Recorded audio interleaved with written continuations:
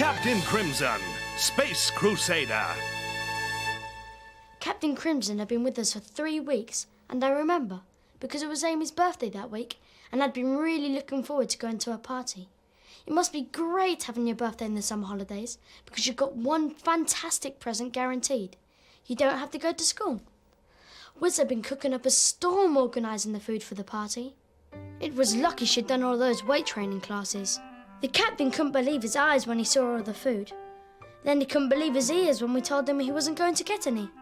Well, it would have been 2 galaxies beyond impossible to hide a 6-foot space crusader at a party for 10-year-olds. That sent him into a right old sulk. Oh well, at least Dad was in a good mood. And had been ever since Gina told him she liked his poem. He was so happy he'd even finished the Captain Crimson story early.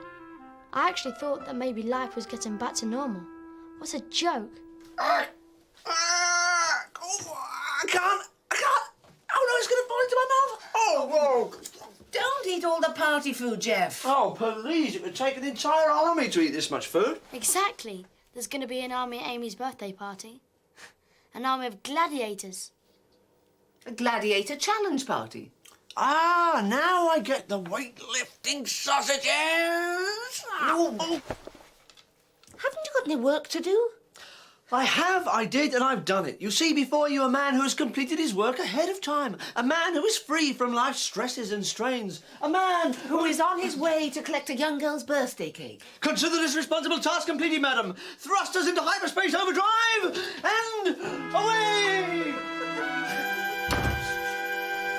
Have you seen this? Not yet. Dad's only just finished it. Why, what's wrong with it? It's dull. Dull, dull, dull, dull, dull. You don't like it then? Look at this. Captain Crimson looked at the alien landscape in front of him. It was quite nice. Quite nice? Hi, I'm Captain Crimson, fearless space crusader, explorer of quite nice places. And listen to this bit. Captain Crimson was so happy, he was whistling a little tune. Well, Dad's in a good mood, so he's made Captain Crimson happy too. Happy? I'm Captain Crimson. I don't do happy. I don't do whistling, and I definitely don't do whistling little tunes. I do fearless, courageous, heroic. Oh, I could feed him to a monolith for this. Take it easy. Budge out the way, let me have a look. The Galileo's water tank had sprung a leak, and they were desperate to refill it. So they had made an emergency landing on an unexplored planet. What's wrong with that? There's nothing wrong with the words, but look at the picture. Your father has drawn giant smiling sunflowers and little fluffy bunnies.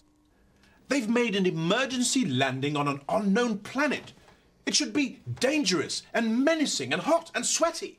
I think you might be right. Perhaps we better start again.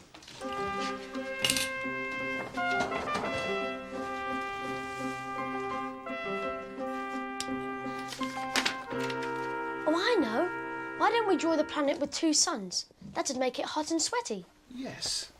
Then we could say something like, twin suns shone down. What about beat down? Yes. Beat sounds even hotter. Twin suns beat down upon Captain Crimson and his crew. We ought to say something about the heat. Yes, okay, I know. The heat was utterly stifling and the air was filled with a vile smell. That's good. Why don't we put stench instead of smell? I like it. Stench sounds even smellier. So the heat was utterly stifling and the air was filled with a vile stench. Oh, this place sounds revolting. Why, thank you, short stuff.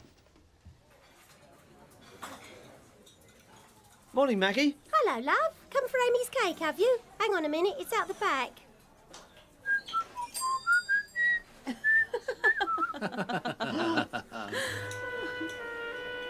Gina, with another man. Oh, my life is over. Here you are, Jeff. This should keep the little lady up. Jeff? Jeff? Where's he gone?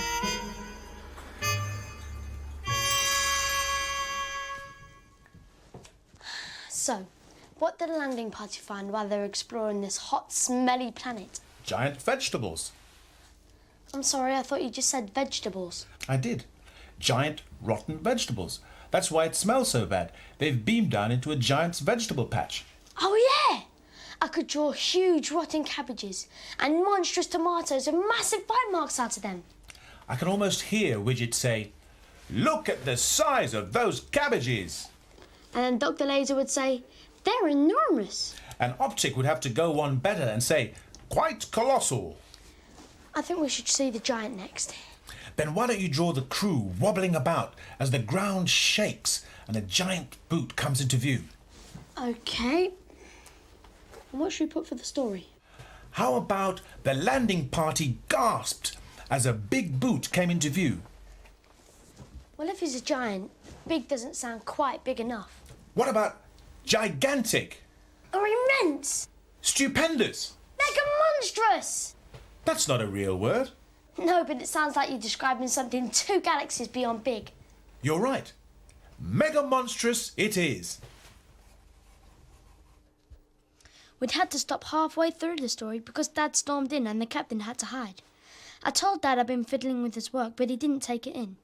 He was in such a complete state about seeing Gina with another man.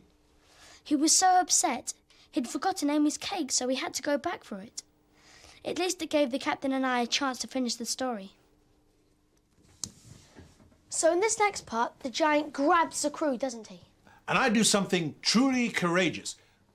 We could say the giant's voice started as a rumble and rose to a roar. I like that. And why don't we add, it was so loud it made the landing party tremble. Optic would say his breath smells horrible. And I bet Widget would say, the situation is terrible. And I'd reply, but not impossible. Followed by some truly heroic act. Naturally. The Adventures of Captain Crimson, Space Crusader. The Galileo's water tank had sprung a leak, and they were desperate to refill it. So they had made an emergency landing on an unexplored planet. Twin suns beat down upon Captain Crimson and his crew.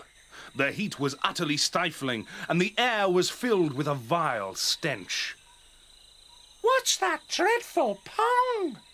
The crew was surrounded by brown, slimy grass and mouldy leaves that had been sweating in the heat. Yeah, what a hideous planet. Let's get the water and go.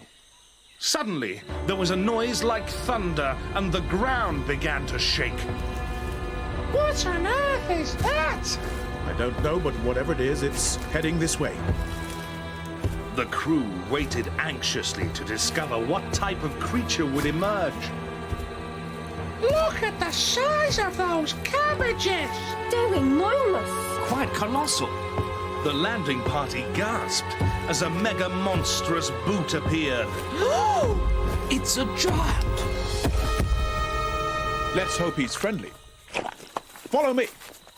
Fearlessly, Captain Crimson led his crew forward. Health and happiness, sir. With a mighty roar, the giant's massive hand swooped down and snatched the landing party from the ground.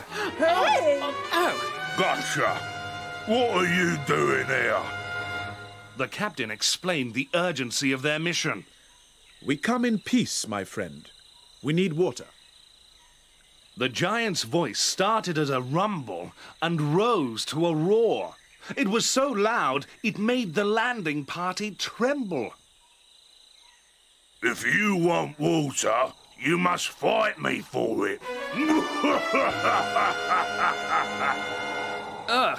His breath smells horrible. This situation is terrible.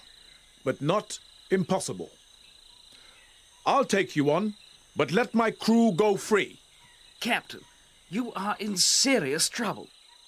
This is unbearable. You could die. Let's not crumble under pressure. This is what we're going to do.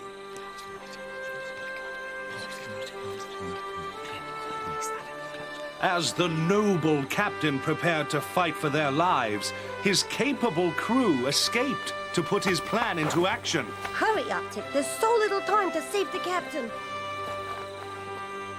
One stumble and you're mine. The nimble-footed captain was too quick for the lumbering giant. Down here, big fella. Won't get ya. Missed. As the landing pods flew in low, the captain put his part of the plan into action. Take this. And that, you big bully. Ow! Ooh! Ow! And that. With expert skill, the crew hooked onto the giant strawberry net. Steady as she goes, man.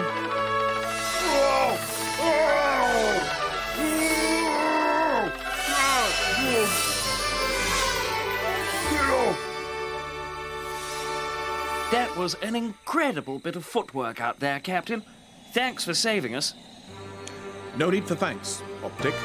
It's all in a day's work.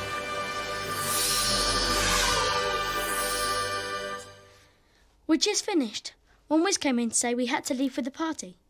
So we'd packed our car with all the food and driven to the hall, leaving Captain Crimson in a mega monster sulk.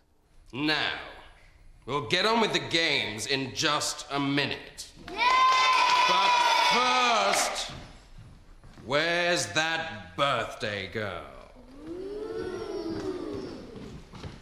Hey, little lady. Can you lift that, Amy? No. Of course you can't. I can. So shut off. When are we going to start the games? Soon. Go on, then. Well, let's see if anyone else wants to go first. Don't want to hog the old limelight after all. Anyone else want to go? Of course not. I do. Come on, Wiz. Now then, madam, are you sure? I mean, I wouldn't want to be responsible for you hurting yourself. I'll risk it if you will. Hey, are we insured for this? Right, love. Keep your knees bent and your legs apart. That way, as you lift this baby in the air, the stress is distributed evenly throughout your body. How exhilarating. Well, I better get back to the tea. Here you are, dear. Hang on, I'm not... Thanks.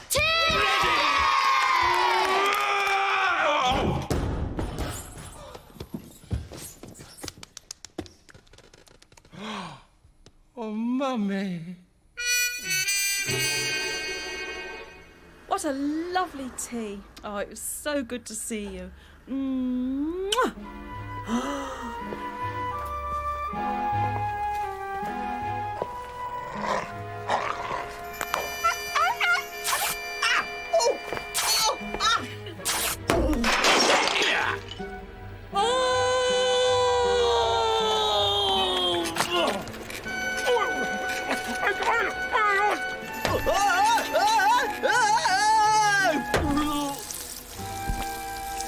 Oi, what you doing?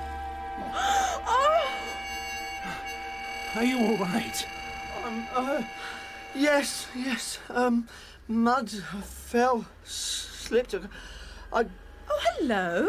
I didn't realise it was you. Oh, you poor thing. What happened? I must have, hello. Tripped. Perfectly fine now. Okay now. Fine, thanks.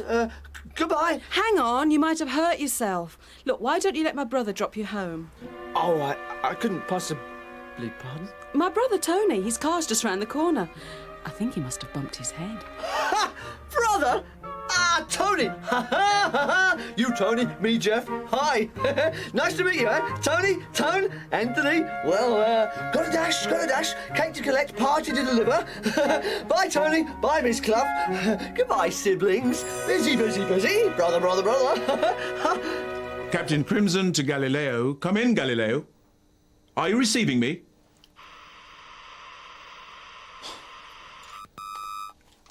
I'm stranded, marooned, abandoned, and bored. Hello? What's this? An invitation to Amy's party, complete with vital navigational aids on how to get there? Get off! Games or something. Me? Well, would you like to stand down over the food? Listen, everyone. Who wants a nice game of Squeak, Piggy, Squeak?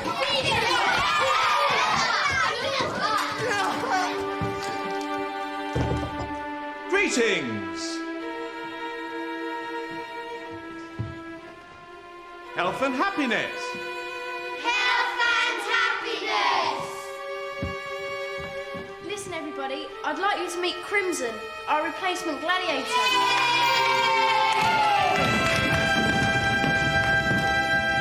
Dad was completely full when Amy introduced the captain as a standing gladiator.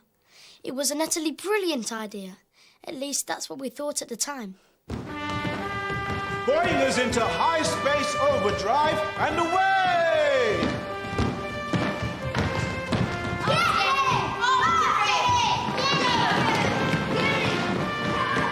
You never take me alive!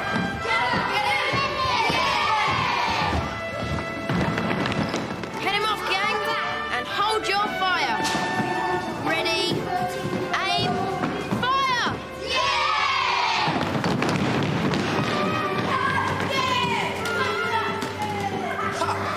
Missed!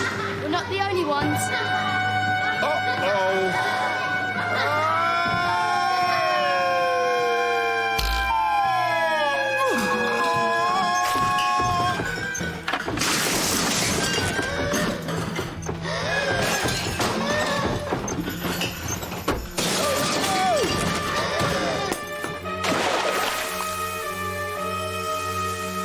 Uh-oh.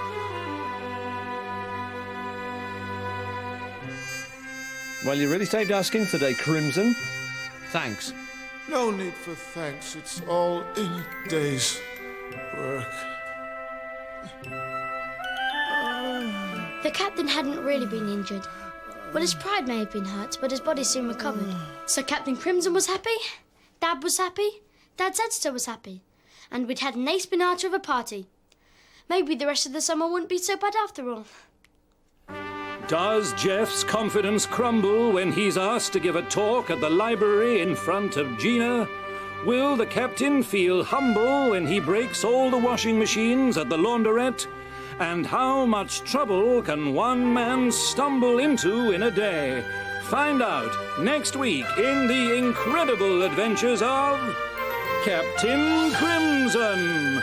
Watch this space.